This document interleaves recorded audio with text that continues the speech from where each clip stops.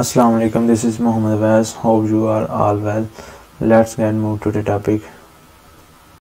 Today topic is should we register LLC in December? कि हमें दिसंबर में अपनी LLC क्रिएट करनी चाहिए, उसे वहाँ पर रजिस्टर करना चाहिए कि नहीं।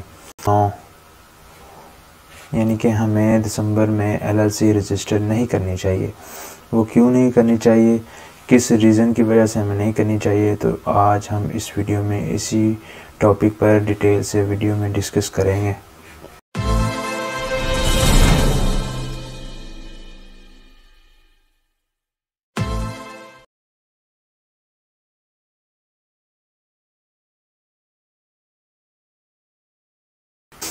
जी, तो हमें क्यों नहीं दिसंबर में LLC रजिस्टर करनी चाहिए। फॉर एग्ज़ाम्पल, आपने दिसंबर की 12 डेट को आपने LLC क्रिएट कर ली, उसके बाद फिर आपने सेलर परमिट के लिए भी अप्लाई कर दिया। EIN आप लेने के बाद फिर आपने सेलर परमिट के लिए भी अप्लाई कर दिया, और ये सेलर परमिट और EIN के लिए आपको 10 से 15 दिन अगर आपको लगे, अगर आपने इधर 29 या 30 या 31 इनमें से किसी भी डेट में आपने अपना LLC बनाने के बाद आपने सेलर परमिट भी बना लिया, जो उसकी स्टार्टिंग डेट थी वो आपने 27, 28, 29 कोई भी आपने डेट लगा दी, यानी कि दिसंबर की लास्ट डेट में से आपने कोई भी डेट उधर लगा दी जो कि आपका जो सेलर परमिट की स्टार्टिंग डेट होगी। आपने LLC भी दिसंबर में बना ली और आपने सेलर परमिट भी दिसंबर में बना लिया। सेलर परमिट आपके जो सेल्स टैक्स है उसके ऊपर एग्जम्पशन के लिए आप सेलर परमिट बनाते हैं। जब आप होलसेल काम करते हैं तो फिर आपका जो ब्रांड है वो आपसे सेलर परमिट की रिक्वायरमेंट करता है कि आप मुझे अपना सेलर परमिट दें, अपना रीसेल सर्टिफिकेट दें, तो फिर ही हम आपको अप्रूवल वगैरह देंगे। तो आपने ये सारा प्रोसेस दिसंबर के माह में बना दिया। तो दिसंबर में LLC बनाने से इधर दो सिनेरियो हमारे सामने आते हैं। तो एक तो जब हम LLC या सेलर परमिट बना लेते हैं तो फिर हमें सेल्स टैक्स और इनकम टैक्स, ये दो टैक्स को हमने उधर फाइल करना होता है।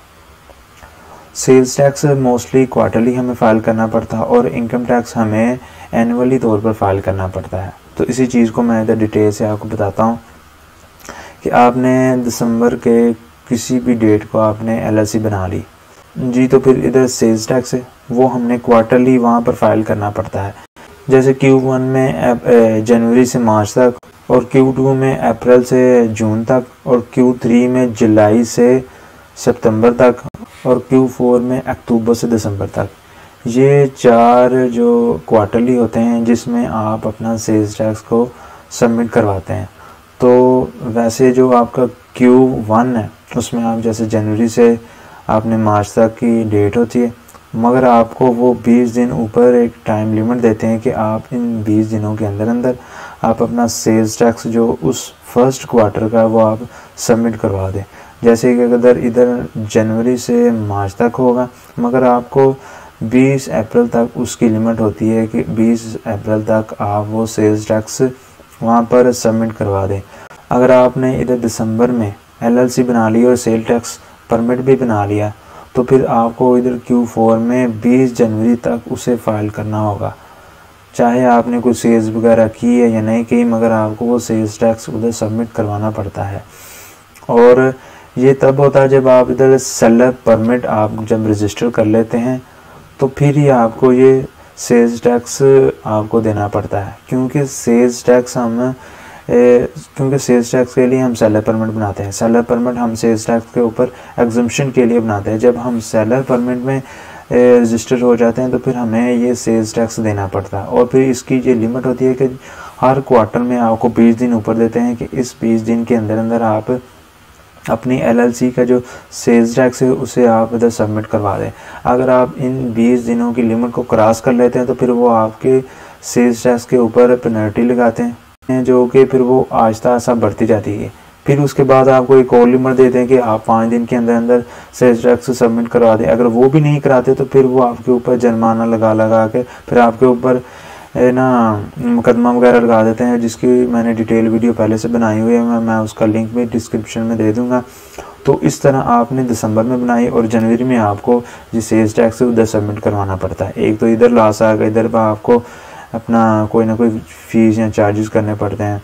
और इसीलिए हम ये रिकमेंड करते हैं कि आप जब भी कोई LLC या सेलर परमिट आप बनाएं तो वो आप ये भी चेक कर लें कि कभी भी आप 1, 2, 3, 4 इन क्वार्टर के कोई भी जो लास्ट का मंथ है उसमें आप कभी भी LLC नहीं बनाएं, क्योंकि उस क्वार्टर की आपको फाइलिंग नेक्स्ट क्वार्टर के 20 डेट के अंदर अंदर वो करनी पड़ती है। तो आप यही कोशिश करें कि जब न्यू क्वार्टर स्टार्ट हो, चाहे वो दूसरा या तीसरा या चौथा कौन सा भी है, तो आप जब न्यू क्वार्टर आपका स्टार्ट हो तब भी आप LLC को आप क्रिएट करें, तभी आप सेलर परमिट के लिए उधर क्रिएशन करें।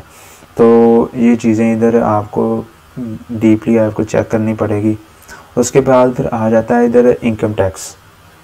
इनकम टैक्स आपको एनुअली तौर पर वहाँ पर सबमिट करवाना पड़ता है कि ये मुकम्मल साल की आपको वहाँ पर फाइल करना पड़ता है कि मेरे पूरे साल की ये मैंने इनकम जनरेट की है और ये मेरे इनकम की परसेंटेज है जो कि मैं इधर आप सबमिट करवाना चाहता हूँ। और ये हर स्टेट की अलग-अलग है, किसी स्टेट में एक परसेंटेज और है, किसी स्टेट में परसेंटेज और है, और किसी स्टेट में उन्होंने अपनी परसेंटेज को प्रॉपर्ली तौर पर डिवाइड करके मुख्तलिफ पार्ट्स में रखा। अगर आपकी इनकम है $500 तो फिर आप इतनी परसेंटेज के हिसाब से वहाँ पर इनकम टैक्स सबमिट करवाएंगे। अगर आपकी इनकम टैक्स अगर आपकी इनकम जो है वो 500 से 1000 तक है तो फिर आपकी जो सेल्स टैक्स की लिमिट है फिर वो इतनी परसेंटेज के हिसाब से होगा। यानी कि कुछ स्टेट में उन्होंने एक स्टेप वाइज चीज़ें रखी हुई है कि अगर आपकी इतनी इनकम है तो फिर आप इतनी देंगे, अगर आपकी इनकम ज़्यादा हो जाती है तो फिर आप उसके हिसाब से फिर आप ज़्यादा इनकम टैक्स देंगे। कुछ स्टेट में उन्होंने एक ही फिक्स परसेंटेज रखी है कि आप जितनी मर्ज़ी इनकम जनरेट करें मगर इतनी परसेंटेज आपको देनी है, चाहे आप $1 जनरेट करें चाहे आप $1,00,000 जनरेट करें, इतनी परसेंटेज आपको देनी है। मगर किसी स्टेट में उन्होंने स्टेप वाइज लिमिट लगाई हुई है कि अगर आपकी इतनी इनकम होगी तो फिर आप इतनी ही लिमिट के हिसाब से परसेंटेज वहाँ पर देंगे, अगर आपकी उससे अबव होती है तो फिर आप अबव देते हैं। तो ये चीज़ें उधर होती है और ये हर स्टेट में अलग-अलग होता है प्रोसेस, और ये आपको एनुअली तौर पर करनी पड़ती है। और इधर पॉइंट वाली बात यह है कि अगर आपने दिसंबर में यानी कि 30 दिसंबर को आपने LLC क्रिएट कर ली तो 2-3 दिन बाद फिर आपका जो न्यू ईयर शुरू हो जाता है, मगर आपको जो दिसंबर में LLC बनाने से आपका जो 2022 में अगर आपने दिसंबर में LLC बनाई है तो फिर 2022 की जो इनकम जितनी भी उधर सेल्स टैक्स है वो आपको 2023 में आपको सबमिट करवानी पड़ेगी। इधर मैं लिख देता हूँ 2023, और आपको 2022 की 2023 में लाजमी इनकम टैक्स आपको वहाँ पर देना पड़ेगा। और ये मोस्टली अप्रैल से मार्च ये डेट में अंदर आपने इनकम टैक्स देना पड़ता है। ये हर स्टेट का अलग-अलग आता है, किसी में कोई और डेट होती है इनकम टैक्स को फाइल करने की, किसी में और डेट होती है, मगर मोस्टली अप्रैल से मार्च के अंदर आपको इनकम टैक्स वहाँ पर देना पड़ता है। अगर आप अपने जो स्टेट के ऑफिशियल जो उनकी वेबसाइट अगर आप उन्हें बताएं भी कि हमने इस साल यानी कि 2022 कोई भी इनकम हमने जनरेट नहीं की, हम तो वहाँ पर ज़ीरो हमने इनकम जनरेट की है, तो वो आपकी ये बात नहीं मानेंगी। आपको वो मस्ट है कि आपको वो फाइल ज़रूर करना पड़ेगा, चाहे आप वहाँ पर इनकम जनरेट करें या ना करें, मगर आपको ये चीज़ फाइल ज़रूर करनी पड़ती है। तो 2022 की जो इनकम टैक्स की जनरेट की जो लिमिट है वो आपको फिर 2023 में आपको वो सबमिट करवानी पड़ेगी। अगर आप जनवरी में यानी कि जनवरी 2023 में अगर आप LLC बनाते हैं तो फिर आपको जो 2023 की इनकम टैक्स की जो रिपोर्ट है फिर वो आपको 2024 में मार्च से अप्रैल के दरमियान आपको सबमिट करवानी पड़ेगी।